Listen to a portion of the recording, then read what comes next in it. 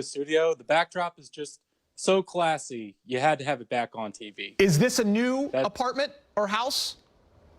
Yes, this is my Santa Monica apartment. So when I last was broadcasting remotely, did not live here, but I made sure I had a wall as all. Oh, it's been discussed. This one is much classier. We are much happier about it. And by the way, hair looks great. 10 minutes ago when you logged on, I was here in the studio. You couldn't see me, but I heard you talking about I have to go fix my hair. I'll be back on. Good lettuce, Kyle. You look great. You know, I miss Michelle. I miss Lorena. I miss all the great hardworking people behind the scenes. Yes. So tell them I miss them. I miss them more than I miss you guys. Look at him going. Too. Good. That's real nice props he just gave to all of our makeup artists that are phenomenal. All right, well, let's get right into it because enough about Casa de Goon. The Lakers followed up their biggest loss of the year with their biggest win. MLK Day, the Lake Show, beat the Jazz 101-95 to move back to 500 on the season. They had lost 7 MLK games in a row. Whoa, Brett. The Lakers trailed by as many as 9 in the fourth, but got it done with the defense outscoring Utah by 12 in the final quarter. Russell Westbrook sealed the victory with a nice and-one finish. Less than 30 seconds afterwards, Coach Vogel praised the effort shown by the squad. We're really taking it one game at a time, you know, while AD is out, and we're trying to get as many wins as we can. But I think there's a huge lesson to be learned with this group that we're going nowhere without being a great defensive team. And, you know, our guys finally locked in. And this is the #1 offense in the league by a mile. And we did a great job in all phases, you know, and when we play like this, we know we can beat anybody. But, you know, it hasn't been consistent enough. And but there's a big lesson to be learned from this game. It definitely feels good because we all put a lot into this. This is not like a wake up and just do it thing. Like we put summers and years over years into this stuff. So to have a game plan, to execute the game plan, and to get a win, that's like exactly how we drew it up. And it's good that happened. People forget that I think he was a top 10 pick in our league, and he's only 25 years old. And you know, he's a guy that's hungry and a guy that wants to go out and prove that he belongs in the NBA. And trying to stick in here to stay for as long as he can. Just the work he's putting in. You know, he's throughout his career he's had some ups and downs, and to see him flourish in nights like this is big, not just for him, but I know just for his confidence and how he's able to kind of withstand and you know, all the battles he's been through, you know, thus far. So it was good to kind of see him, see his work. How about Stanley Johnson, guys? We'll start with him because he was literally the hero of the game, and the place, Crypto.com Arena, was going nuts. All the guys on the team were so excited for him. Stanley Johnson, 10-day contract. His last one, maybe. This is it. This is it. This is it. And he absolutely delivers. 10 of his 15 in the fourth quarter, right? 10 of his 15 in the fourth, and he played great defense, Brez. He did it all. Yeah, you know, what's not to like about this guy? We had not seen a lot of offense from him until this breakout yesterday. Plenty of good defense. That's really endeared him to guys like, you know, James Worthy and you, Chris McGee, and me. We love talking about this kid in studio. But yesterday, a different step, a new wrinkle for him, blowing past people. Not just people, 7'1", 3-time Defensive Player of the Year, Rudy Gobert. I love Stanley, his press conference, very excited afterwards. First thing he does is say, well, LeBron told me to go at him. You know, he's smart. He goes right to the captain of the Lakers, and he says, this is the guy who picked out some deficiency that you can attack on one of the best defensive fives in the last 30 years. And Stanley went ahead and did it. Yeah, Kyle. I mean, Stanley went after Gobert like Miami Heat LeBron with the ball in his hand straight to the rack. Did he do enough to get the contract? Yeah, I mean, I think the Lakers gotta look at him for the rest of the year. I think they have to, whether it's this roster spot they have open, whether they create another roster spot. He's been fundamental the last, 23, 24 days he's been with the team. And I actually had a bone to pick with Brez's assessment. I didn't see it as a new wrinkle. I saw it as an old wrinkle. Stanley was actually taking me back in time when I covered the Pac-12 when he was a star at Arizona. And that is a side of his game that for years, I think a lot of people who were familiar with him at Mater Dei, with him at Arizona, saw the tools, wondered when that would come together. And I think on certain nights, in certain matchups, when he has the confidence of teammates like LeBron, he can kind of turn it on and show that other side of his game that we saw years ago.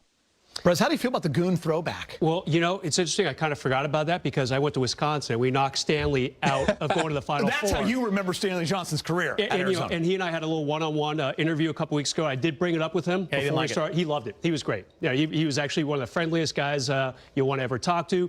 Happy to be here. You have a great question. Yep. Will he still be here when this 10-day expires? The Lakers are out of 10 days. You can only offer a guy 2.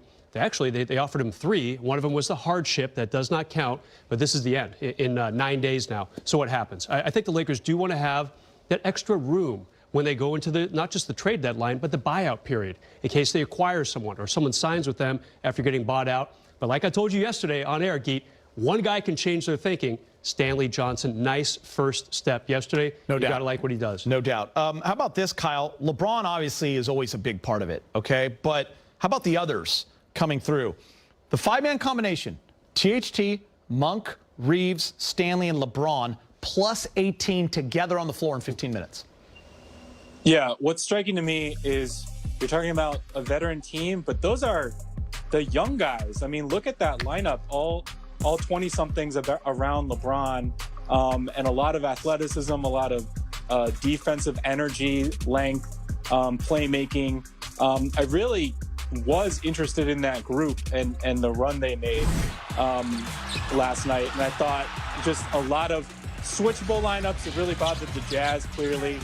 They were taking all kinds of weird shots against. And then once Stanley got going with those 5 straight field goals for the team, I really thought that matchup was exploited well in that lineup. And Brez, I mean, listen, it's young legs, it's defensive-minded guys, it's spacing on offense. I mean, it's kind of a formula that works in this league, no matter what your names are, right? And these guys provide that around LeBron. Yeah, like the 37-year-old with all the young 20-somethings, right? I mean, it kind of makes sense to me. As long as Reeves and Monk can keep hitting threes, keep kind of presenting that threat behind the arc that the Lakers have been up and down in throughout the season.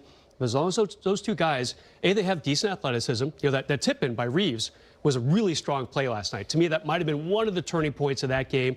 But they're doing a great job kind of surrounding the not-so-old in the stats LeBron James, guys. 25 points in a row, 14 straight games now. Pretty incredible. It's crazy. Guys, we're 9 minutes into the show, and it's a lot of fun talking about wins, right? Yeah. Well, there's other news to get to. Kyle, I know you've probably been waiting for this part of the show. I want to get right to it. According to a report from our friends Sam Amick and Bill Orm of The Athletic, Frank Vogel's job, serious jeopardy despite the win against the Jazz. The source in the report states that Vogel narrowly avoided being fired after the 37-point loss to the Nuggets and is now being evaluated on a game-to-game basis. Before Monday's game, Vogel talked about the coaching process.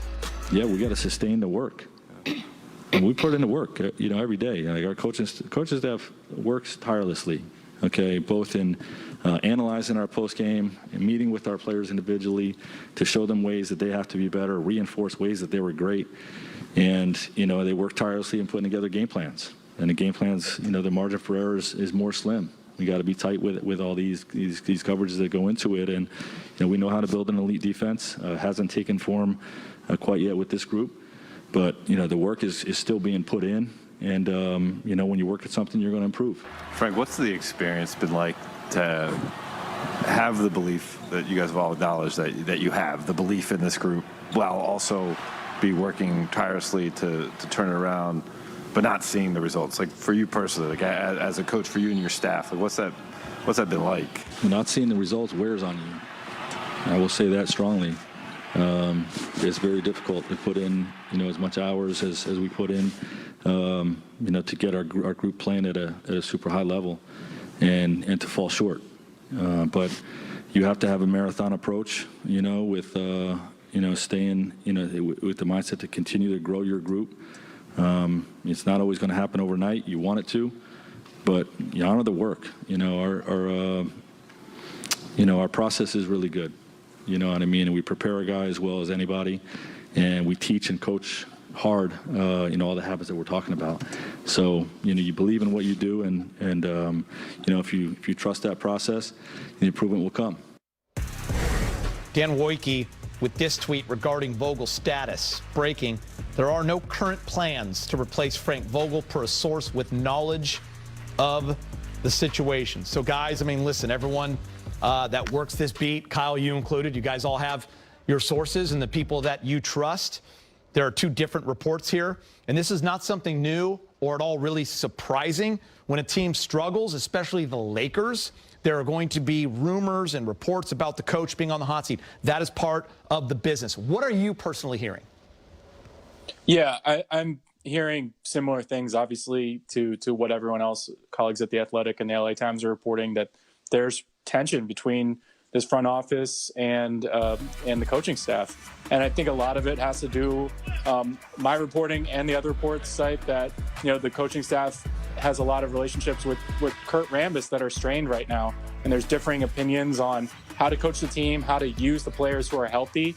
The Lakers kind of made it tough on Frank with his extension, which is only for 1 year past this season. And when you kind of give a coach with championship expectations that little job security, I mean, he's been coaching for his job since this season began, essentially. And rumors have kind of followed him throughout the whole season. And obviously when they lose, they're only 6-8 without Anthony Davis. That's going to just get more and more volume. Yeah, interesting. This is not an organization that panics. And I can't pretend to know what they talk about inside that building. But Frank won a championship here in his first season. Fair or not, it is part of the job, and Frank understands that. I'm just going to say he's a pro. He's a great coach. And you just know when you've been around him or you've been around coaching yourself, like, he wants this right as much as anyone. Yeah. Right? Yeah, I go back to Frank's been through this before. He was let go in Orlando and Indiana, so he knows the drill. Most NBA coaches, the lifespan, so to speak, is what, 2.5 years? I'm just putting that over-under out there. So he's right around there, fairly or unfairly. And I go by what Jeannie Buss said about a month ago to our friend Mark Medina at USA Today. And she said at the time, we will not evaluate until everybody's healthy. So obviously some not so good news with Kendrick Nunn yesterday. Frank revealing before the game that he didn't have a setback, but maybe a little bump back in the timeline. And you still got to wait for Anthony Davis as well. Now he's close. Yeah. Maybe. Go ahead. And I'm just going to say, Brez, it's when those games happen like Denver, which we've seen over the years.